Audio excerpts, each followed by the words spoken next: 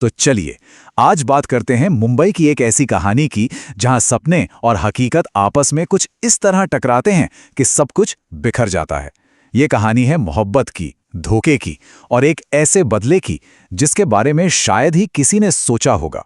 और ये जो लाइन है ना, ये कोई सिर्फ कहने की बात नहीं है, असल में यही इस पूरी कहानी का दिल है। ये हमें पहले ही इशारा दे देती है कि ये कोई सीधी सादी लव स्टोरी नहीं होने वाली, यहाँ तो मोहब्बत ही सबसे बड़े डर की वजह बनने वाली है। तो कहानी शुरू होती है दो लोगों से। दोनों की दुनियाएं एक दूसरे से बिल्कुल अलग थीं, पर किस्मत ने उन्हें एक ऐसे मोड़ पर लाकर खड़ा कर दिया जहां से उनकी जिंदगी हमेशा हमेशा के लिए बदलने वाली थी। एक तरफ है ईशान, एक छोटे से गांव का एक होनहार लड़का जो स्कॉलरशिप के सहारे एमबीए करने मुंबई आया है। उसका एक ही सपना है, अपने परिवार को एक बेहतर जिंदगी देना। और दूसरी तरफ है इनाया, उसी क्लास की सबसे तेज, अमीर और हद से ज्यादा एम्बिशियस लड़की, जिसकी नजर सिर्फ और सिर्फ नंबर 1 की कुर्सी पर है।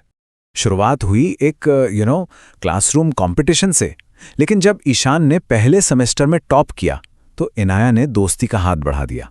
फिर क्या था, देखते ही देखते 1 साल के अंदर वो दोनों इतने करीब आ गए कि ईशान को पक्का यकीन हो गया कि इनाया ही उसकी मंजिल है।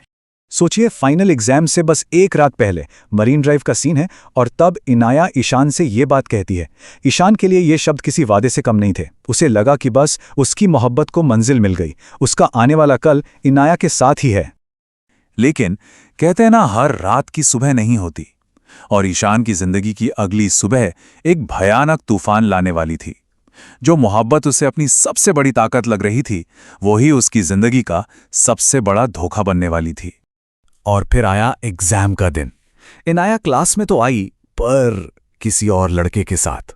और उसने ईशान को ऐसे देखा जैसे वो उसे जानती ही नहीं, एकदम अजनबी। ईशान ने जब उसे मैसेज करने की कोशिश की तो पता चला कि वो तो व्हाट्सएप पर ब्लॉक हो चुका है। उस एक पल में उसका दिमाग सुन पड़ गया। जाहिर है, ईशान ये सब देखकर चुप नहीं रह सका।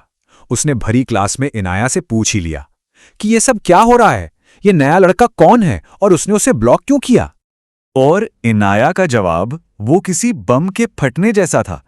जब ईशान घुटनों पर बैठकर अपने प्यार का इजहार कर रहा था तो इनाया ने पूरी क्लास के सामने उसका मजाक उड़ाया। उसने कहा, ये मेरा दोस्त नहीं है, ये वेदांत है, मेरा 2 साल से बॉयफ्रेंड है। और ये कहकर वो जोर जोर से हंसने लगी। और बस उसी एक पल में सारा सच शीशे की तरह साफ हो गया। इनाया के लिए ये कभी मोहब्बत थी ही नहीं, ये तो एक 1.5 साल लंबा गेम था, एक सोची समझी साजिश अपने सबसे बड़े कॉम्पिटिटर को रास्ते से हटाने की, ताकि वो क्लास में टॉप कर सके। और इस एक धोखे ने ईशान को पूरी तरह से तोड़ दिया। उसने अपने फाइनल एग्जाम नहीं दिए, उसकी स्कॉलरशिप चली गई, और वो लड़का जो अपने परिवार का भविष्य बनाने आया था, वो खुद न जाने किस अंधेरे में गुम हो गया। लेकिन अगर आप सोच रहे हैं कि कहानी यहां खत्म हो गई, तो नहीं। असल में कहानी का सबसे डरावना, सबसे खौफनाक हिस्सा तो अब शुरू होने वाला था। एक ऐसा बदला जो बहुत धीरे धीरे और सोच समझ कर लिया जाना था। 8 महीने गुजर गए। इनाया अपनी दुनिया में खुश थी, कामयाब थी। वो मुंबई की एक टॉप की मल्टीनेशनल कंपनी में नौकरी कर रही थी, और ईशान को तो वो जैसे भूल ही चुकी थी। तभी एक दिन उसकी जिंदगी में एक जाना पहचाना चेहरा वापस आता है, रोशन, ईशान का सबसे अच्छा दोस्त। और कुछ ही दिनों में रोशन भी उसी की कंपनी में जॉब करने लगता है। ये सब देखने में तो बस एक इत्तेफाक लग रहा था, पर असल में ये एक बहुत ही गहरे और खतरनाक प्लान का पहला कदम था। और बहुत जल्द इनाया के साथ कुछ बहुत ही अजीब होना शुरू हो गया। खासकर रोशन के साथ खाना खाने के बाद उसे हर जगह कभी कोई अजीब सा आदमी दिखने लगता, तो कभी कभी ईशान का चेहरा। उसे लगने लगा कि शायद वो पागल हो रही है। इनाया के इस डर को और हवा देते हुए रोशन ने एक और चाल चली। उसने इनाया को बताया कि ईशान अब इस दुनिया में नहीं है, और उसकी मौत की वजह सिर्फ और सिर्फ इनाया है। इस खबर ने इनाया को अंदर तक हिला दिया। लेकिन जो कुछ इनाया को भूत प्रेत का खेल लग रहा था, उसके पीछे की हकीकत कुछ और ही थी।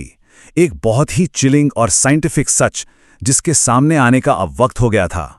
इनाया की रूममेट मायरा, उसे यह सब देखकर कुछ शक हुआ, और जब उसने रोशन से सख्ती से पूछा तो उसने सारा सच उगल दिया। सच ये था कि ईशान जिंदा है, पर इस धोखे ने उसे मेंटली इतना तोड़ दिया है कि वो एक पागल खाने में है। तो इनाया को जो भूत दिख रहे थे वो असल में भूत थे ही नहीं। ये सब हो रहा था एक ड्रग की वजह से जिसका नाम है एम्फेटामिन। रोशन चुपके से इनाया के खाने पीने में ये ड्रग मिला रहा था। ये एक ऐसी चीज है जो इंसान के दिमाग पर असर करती है और उसे वो चीजें दिखाती और महसूस कराती है जो हकीकत में है ही नहीं।